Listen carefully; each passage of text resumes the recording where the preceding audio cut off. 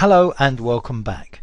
In this section we're going to look at one of the most popular charts related to finance, and that's the OHLC chart, and we're going to sort of work our way towards a complete chart via a couple of intermediate steps. And the first thing we're going to do is to produce a high-low close chart.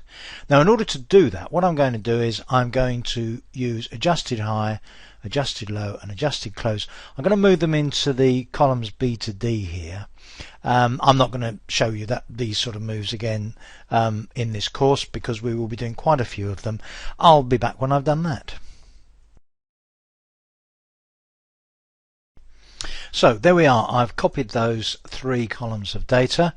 I now select the first four, which includes the date obviously, click on Insert, Other Charts, and the stock charts are at the top.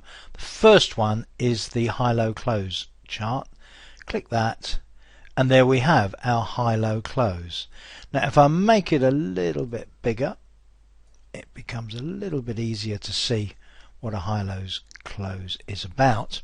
And in fact what you have for each of the data points, that is each of the days, you have a high, a low and a closing value plotted.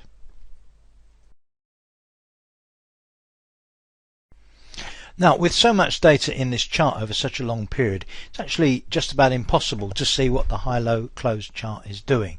So let's change the amount of data that we're showing, and you may recall if we go back into the Design tab and go to Select Data, if instead of going from A1 to D2515, let's change that to A2501.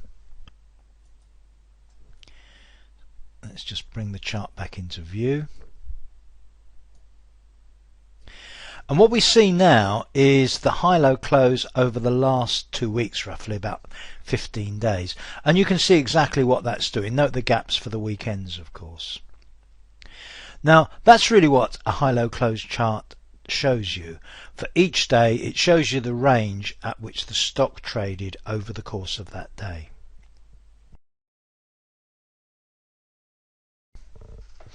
Now the high-low close chart that we have is actually very difficult to follow. The vertical lines are fine in that they show the range of trading price, but the little marker on there, which is supposed to be the marker for the closing price, is tiny.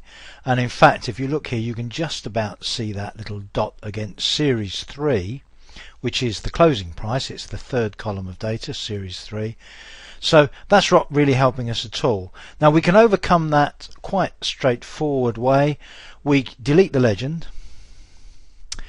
Then if you right click on the vertical axis and bring up Format Axis, you can actually work on the individual elements on the axis. Now to select a particular one of the series, on the Layout tab there is a drop down up here, and when you select Format Axis on the vertical axis, the drop down becomes Vertical Value Axis. If you actually go onto that drop down and go to series 3, which is the closing price value, you get a particular version of Format Data Series dialog related to the closing price. And in fact the positions of the closing price are now marked, just highlighted on the bars.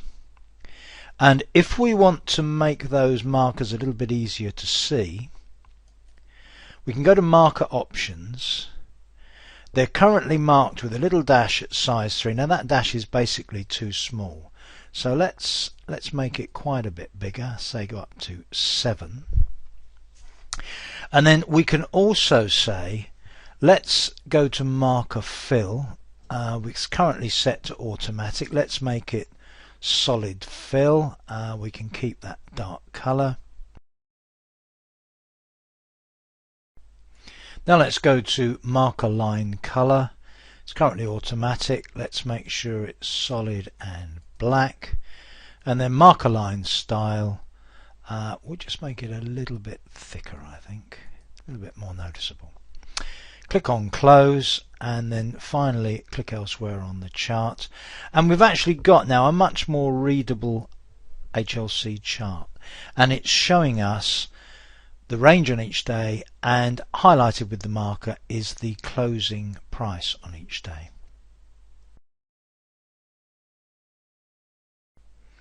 Now within Excel 2010 there is no OHLC, open, high, low, close chart as such by default.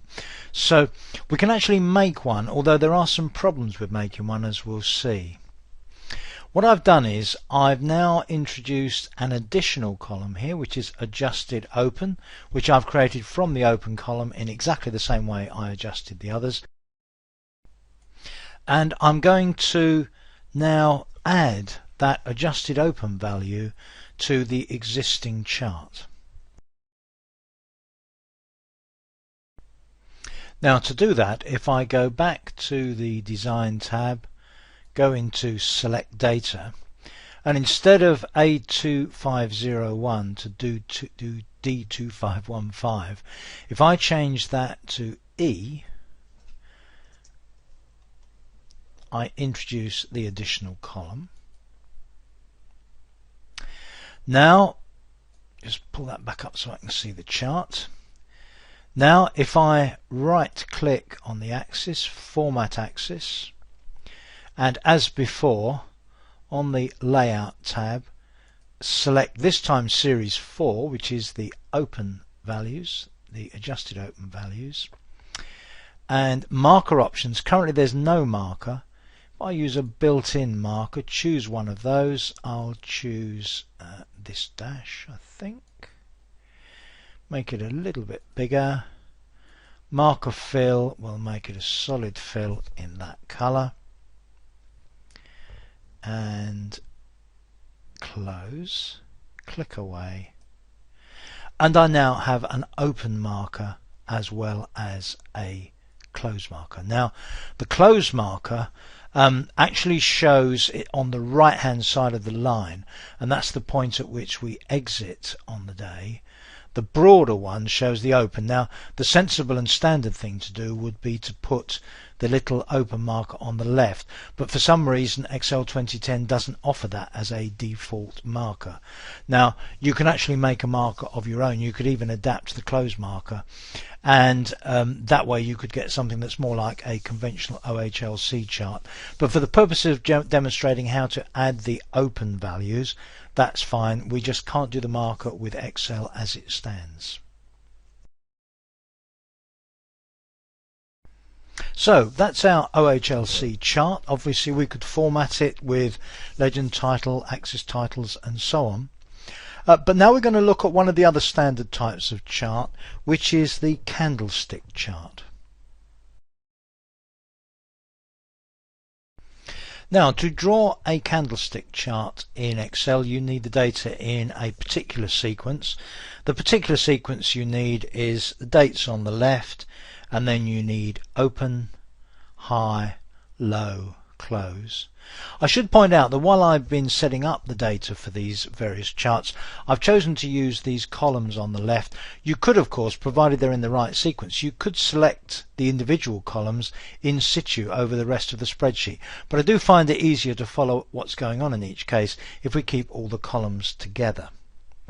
So, having moved the columns into the correct sequence, let's create that candlestick chart. Now I've limited myself again to a couple of weeks worth of data for the purpose of demonstrating this, and what I'm now going to do is select the 5 columns that I need, insert, other charts. Now on the stock charts the second one is described as the open, high, low, close chart.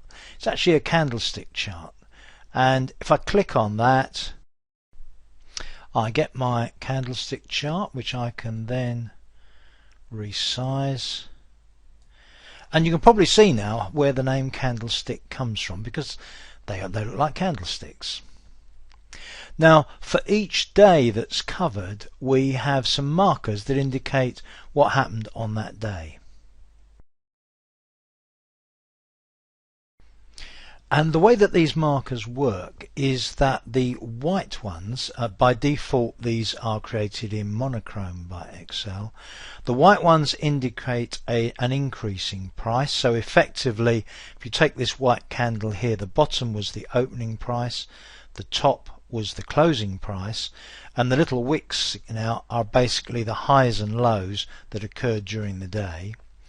And a black indicates a lowering price, reducing price. So the top would be the entry point, the black would be the exit point. So open and close.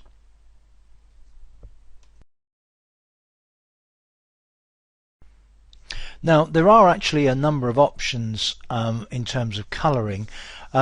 By default, as I said, these are created with white for the increases and black for the declines.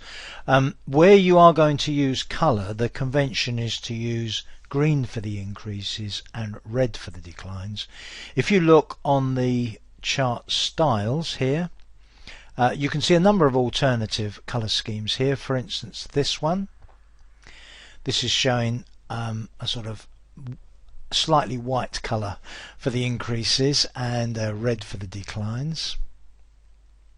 But if you wanted to stick with this layout, you can individually change these. For instance here, if you go to the Format tab under Chart Tools, use the drop down to select Up Bars 1 and then click under there on Format Selection.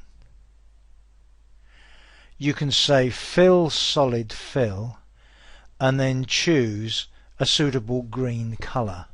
So say something like that.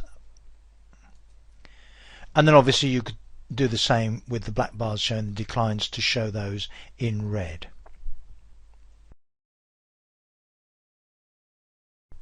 So finally in this section I'm going to draw a candlestick chart with volume. Now I know that I need to have the volume available and it needs to be the second column on the sheet. So I've got date, volume, open, high, low and close. If I select those 6 columns now, insert other charts, the last stock chart is volume, open, high, low, close, which just reminds me the order that the columns have to be in. Click there and I have